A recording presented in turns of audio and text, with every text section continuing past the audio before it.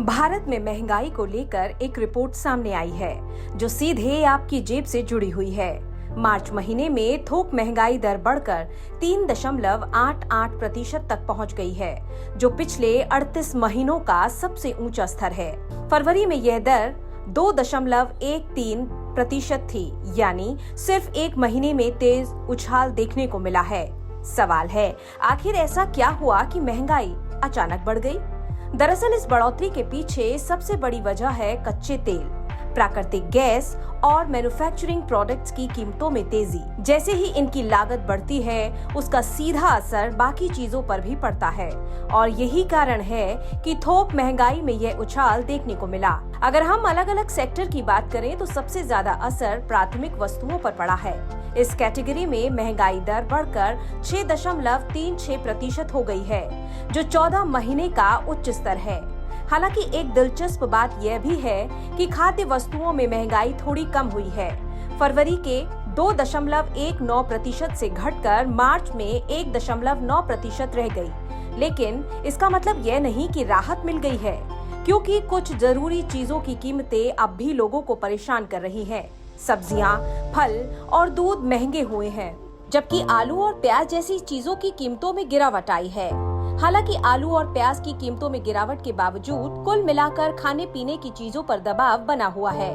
अब बात करते हैं सबसे अहम सेक्टर की, ईंधन और बिजली। इस सेक्टर में मार्च महीने में सबसे ज्यादा 4.13% की बढ़ोतरी दर्ज की गई।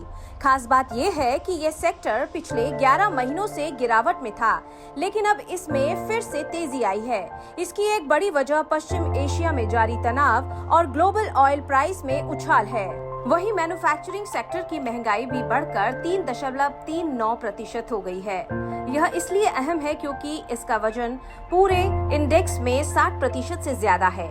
यानी अगर इस सेक्टर में महंगाई बढ़ती है तो उसका असर पूरे सिस्टम पर पड़ता है, चाहे वो रोजमर्रा के सामान हो या इंडस्ट्री से जुड़े प्रोडक्ट्स। एक और दिलचस्प बात यह है कि थोक महंगाई के साथ साथ खुदरा महंगाई यानी CPI भी बढ़ी है। मार्च में यह 3.4% पर पहुंच गई है। हालांकि विशेषज्ञों का मानना है कि थोक महंगाई पर ईंधन का असर ज्यादा होता है, इसलिए इसमें उतार चढ़ाव ज्यादा दिखाई देता है।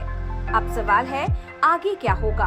एक्सपर्ट्स का मानना है कि आने वाले महीनों में महंगाई और बढ़ सकती है, खासकर अगर मानसून कमजोर रहता है तो खाद्य पदार्थों की कीमतों में और तेजी आ सकती है। अनुमान है कि अप्रैल में थोक महंगाई 4.8% तक जा सकती है और पूरे साल औसतन 3.5% के आसपास रह सकती है।